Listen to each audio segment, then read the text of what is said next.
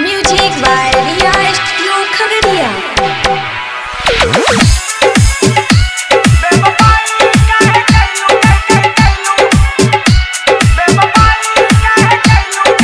DJ Sanjay शमला।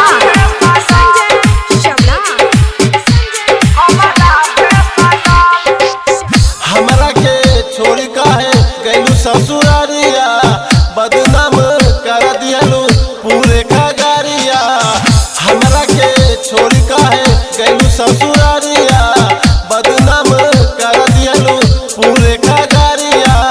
दिलवा के धड़कन जलैलू सनम हो, दिलवा के धड़कन जलैलू सनम। बेवफाई काहे कैलू हमरा से सनम, बेवफाई काहे कैलू हमरा से सनम।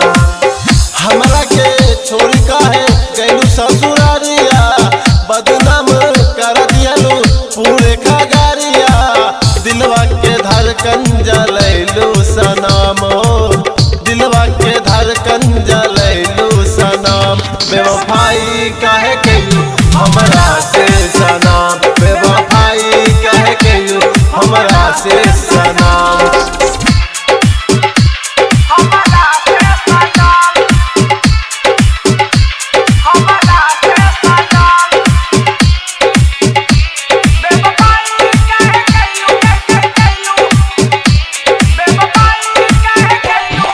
DJ Sanjay Shamla. Music by Riya studio Khagaria. पहले तू काहे गोरी हमरा से दिल लगैलू हो, वादा करके बीच नदिया में हमके छोड़ देलू हो। शादी करके हमरा से काहे मुंह मोड़ा लेलू हो। पहिला प्यार के ना हम भूल पाइब, पहिला प्यार के ना हम भूल पाइब। रात दिन तोहर याद सताई, काहे न कैलू गोरी तनको शरम हो, काहे न कैलू गोरी तनको शरम। बेवफाई काहे कैलू हमरा से सनम, बेवफाई काहे कैलू हमरा से सनम। Music by Riya studio Khagaria.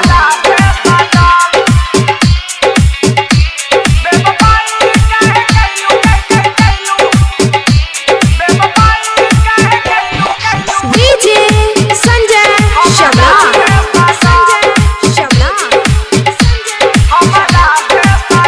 रात दिन गोरी तो है याद हमके बड़ा सतावेला, मन नहीं लागे सुना गोरी आज आवेला। काहे हमके छोड़ देलू दुनिया जहान में,